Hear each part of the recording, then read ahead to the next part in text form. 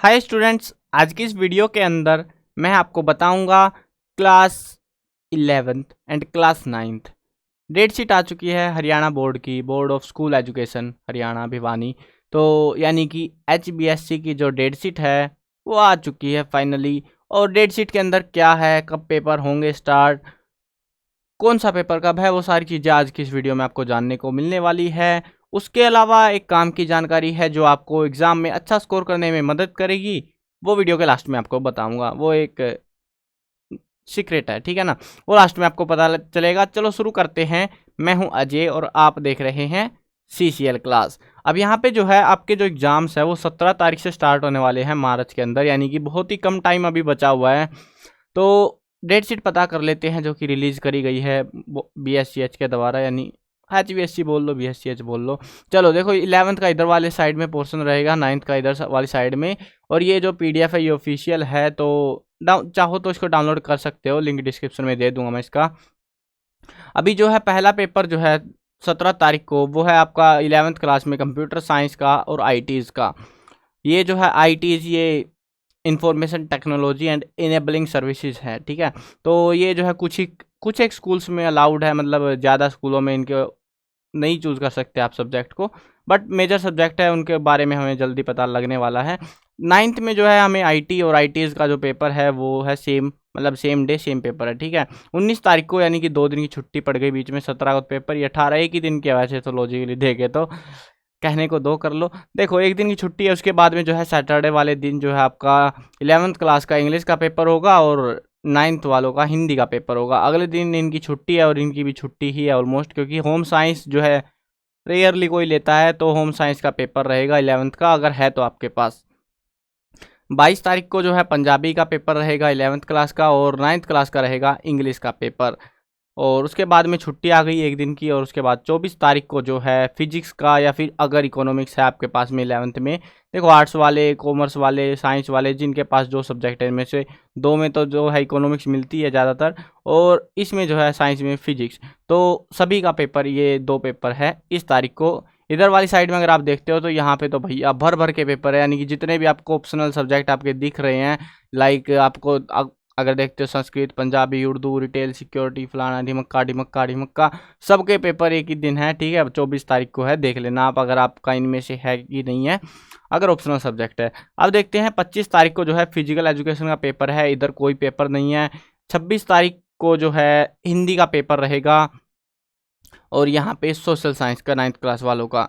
अब 28 तारीख को रहेगा मैथमेटिक्स का पेपर, इधर कोई पेपर नहीं है। देखो एक्चुअली अगर देखा जाए तो थोड़ा सा अगर हम देखते हैं, 26 तारीख को हिंदी का पेपर है, और मैथमेटिक्स के पेपर में जो है इनको अभी 26 से 27 और 28, यानी आपको बीच में एक ही दिन मिल रहा है मैथमेटिक्स को प्रिपेयर करने के लिए, क्लास 11th के लिए। और अब अगर आप सोचोगे तो यहाँ पे थोड़ा सा मुश्किल होने वाली है, क्योंकि ये पेपर जो है इसमें एटलीस्ट इनको 2 छुट्टियाँ देनी चाहिए थी मैथमेटिक्स के पेपर में, बट क्या ही करें, एक ही छुट्टी दी है प्रॉपरली, वेरी बैड।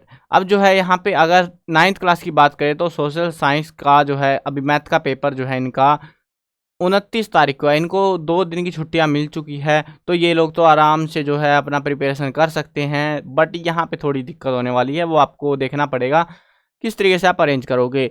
29 तारीख को जो है इधर जो है 11th क्लास का बायोलॉजी और या फिर साइकोलॉजी, इनका पेपर रहने वाला है।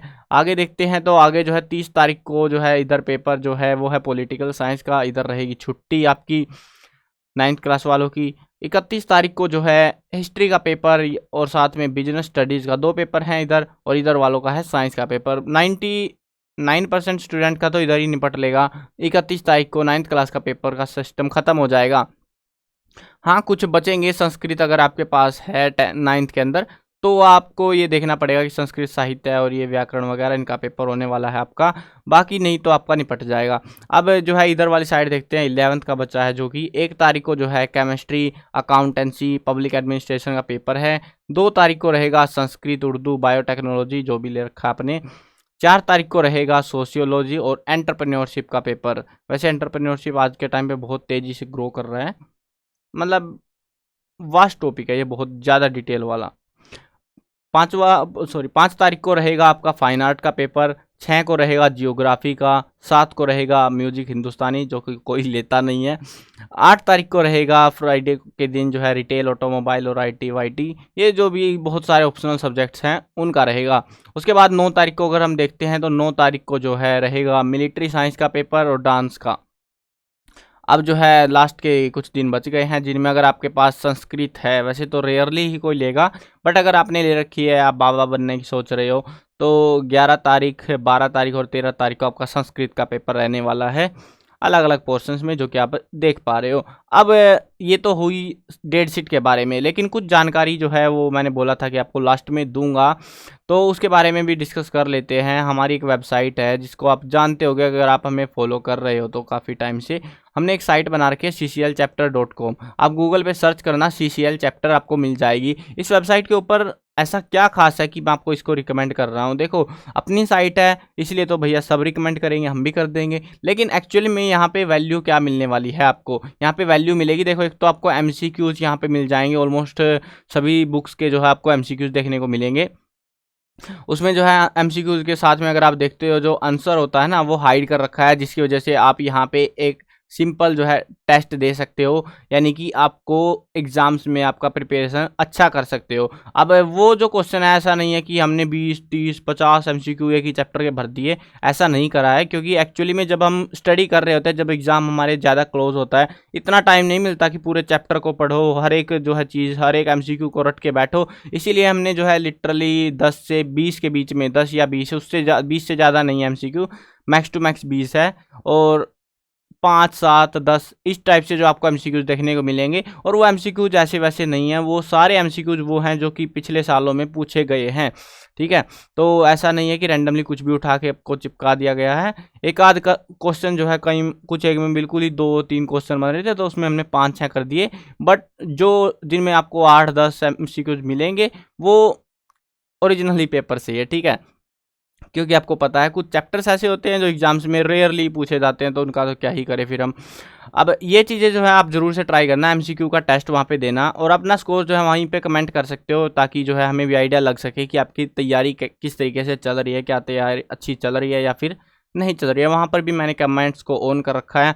उसके अलावा जो है इंपॉर्टेंट क्वेश्चंस की बात करें तो कुछ बुक्स सभी के हमने नहीं करे हैं, कुछ देखो ज़्यादा मेजरली आप देखोगे हिंदी के आपको इंपॉर्टेंट क्वेश्चंस मिल जाएंगे, 1 नंबर, 2 नंबर और 3-5 नंबर के, तो वो इंपॉर्टेंट क्वेश्चन भी आप पढ़ लेना।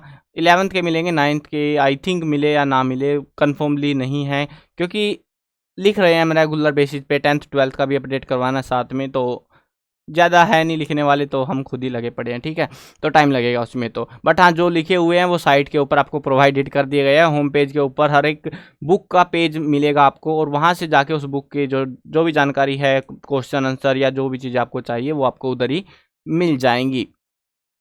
उसके अलावा जो है एक और काम की बात है, 11th क्लास का तो हमने जो है HBSC का पेपर का सॉल्यूशन देना स्टार्ट कर दिया है, मैथमेटिक्स का, क्योंकि मेजर सब्जेक्ट रहता है मैथमेटिक्स 11th क्लास में।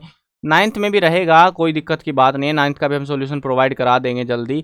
तो ये जो है ना, दिक्कत क्या होती है कि मैथ के अंदर जो है एक तो टाइम नहीं मिलता। देखो एक्चुअली में हम 11th का क्यों करा रहे हैं, क्योंकि 11th वालों को मिला है एक ही दिन तैयारी करने का, तो एक दिन में वो फास्टली किस तरीके से करेंगे, या फिर आपके पास भी अगर आप 9th में हो तो आप किस तरीके से करोगे। तो उसके लिए अगर मैं आपको बताऊं तो आपको सिंपली कुछ चीज़ों का ध्यान रखना पड़ेगा अगर आप एग्ज़ाम को प्रिपेयर कर रहे हो। तो पहला तो कि पूरा चैप्टर पढ़ने मत बैठ जाना, आपको पता होना चाहिए अभी से, इसी टाइम से आपको पता लग जाना चाहिए कि कौन कौन से टॉपिक्स आने वाले हैं, क्योंकि बहुत सारे स्टूडेंट्स हैं, मैंने देखा है, लास्ट ईयर हुआ था, कुछ एक पेपर थे मतलब, तो उनके अंदर क्या हुआ, स्टूडेंट्स को यही आइडिया नहीं है कि तुम्हारे एग्जाम में एक्चुअली आने क्या क्या वाला है, क्या क्या सिलेबस है, क्या क्या नहीं है। तो ये चीज़ आपको जरूर से पता होनी चाहिए। उसके लिए हमने जो है वेबसाइट के ऊपर सिलेबस को ऐड कर रखा है, तो वहाँ पे विजिट आउट कर सकते हो। उसके अलावा एक और दिक्कत पड़ती है कि 9th का और 11th क्लास का हरियाणा बोर्ड का पेपर मिलके नहीं देता। बहुत सारी जगहों पे आपने सुना होगा कि पिछले 3-4 साल के पेपरों में से ही एग्जाम्स आते हैं, बट होता क्या है कि हमारे पास एग्जाम के लिए पिछले सालों के क्वेश्चन पेपर नहीं होते, और जो गाइडों में रखे होते हैं कहने के लिए क्वेश्चन पेपर, वो क्वेश्चन पेपर नहीं होते, वो सैंपल पेपर होते हैं। फ़र्क होता है सैंपल पेपर में और क्वेश्चन पेपर में। देखो होता क्या है, क्वेश्चन पेपर ओरिजिनल पेपर होता है जो स्टूडेंट्स ने अटेम्प्ट किया हुआ होता है, सैंपल पेपर होता है जैसे हम जैसे जो टीचर्स हैं वो बना लेते हैं और आपको प्रोवाइड करा देते हैं जस्ट बना के कि इस तरीके से आएगा। दोनों में फ़र्क होता है। जो क्वेश्चन पेपर है, आप अगर कभी ध्यान दोगे तो लगभग 70% जो क्वेश्चंस है वो पिछले 2-3 साल के पेपरों में से ही उठा लिए जाते हैं। देखो, हमें सारे पेपर हमको भी नहीं मिले हैं। 1 साल के जो है एक-एक पेपर तो आपको मिल जाएगा हर एक बुक का, 9th का भी, 11th का भी, ठीक है, जो कि हरियाणा बोर्ड ने हमको प्रोवाइड करा दिया था। कोशिश करेंगे अब की बार जो है, क्योंकि लास्ट ईयर तो स्टार्ट ही करी थी वेबसाइट, तो अब की बार जो एग्ज़ाम होंगे उनके प्रोवाइड करा देंगे। नेक्स्ट ईयर आपको दिक्कत नहीं होगी अगर आप 9th या 11th में हो। मतलब 10th 12th के वैसे भी प्रोवाइड कर रहे हैं हम, पिछले सालों के हमने ऐड अप ऑलरेडी कर रखे हैं, तो नेक्स्ट ईयर तो आपको दिक्कत नहीं होने वाली इस साइट पे बिल्कुल भी। बिल्कुल मज़ा आ जाएगा और ऑलमोस्ट सारा कंटेंट आपको मिल जाएगा। बट अब की बार थोड़ी बहुत दिक्कत रहने वाली है, तो वो तो भैया अब देखना पड़ेगा आपको। आपको भी प्रिपरेशन करनी है, आप भी, ऐसा तो है नहीं कि बिल्कुल आराम से बैठे हुए थे, तो तैयारी तो आपने भी करी होगी, ठीक है। जो जो काम की चीज़ें हैं, बहुत सारी चीज़ें काम की हैं वहाँ पे, तो आप एक बार विजिट कर लेना आराम से, शांति से, और देख लेना सिलेबस वगैरह अपना कंफर्म कर लेना कि ये कुछ चैप्टर्स हैं जो एग्ज़ाम्स में नहीं आने वाले, उनको चेक या अनटिक जो भी करते हो वो कर लेना, ताकि दिक्कत ना आए कि बाद में पता चले हमने जो चैप्टर पढ़ा वो एग्ज़ाम में आया ही नहीं। तो ये स्कैम ना होने पाए, तो ध्यान रखना इस चीज़ का। चलो, वीडियो करते हैं ख़त्म। और हाँ, वेबसाइट पे विजिट बिल्कुल से कर लेना। देखो, गूगल सर्च करना, CCL चैप्टर लिख देना, cclchapter.com लिख देना, आ जाएगी वेबसाइट आपके जस्ट सामने। तो आराम से जाना।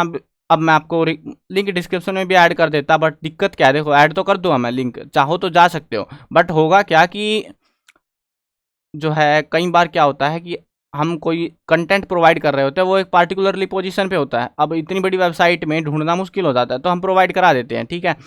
लेकिन अगर आपको जो है पूरा main basic page, home page, वहाँ पे सारी चीज़ें मिलेंगी बिल्कुल मैनरफुली। आप ऊपर जो है मेन्यूज़ के थ्रू जाके स्क्रॉल करके भी चीज़ें देख सकते हो।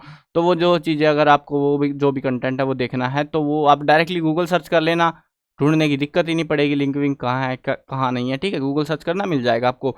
चलो, वीडियो करते हैं ख़त्म। मैं कवर करने वाला हूँ क्लास 6 से लेकर 12th तक की सभी सब्जेक्ट की video, Hindi medium, English medium, दोनों में होने वाली है। तो सब्सक्राइब कर लेना, साथ में घंटी दबा लेना, ताकि कोई भी अपडेट आए और आपके काम का हो तो बिल्कुल भी छूटने ना पाए।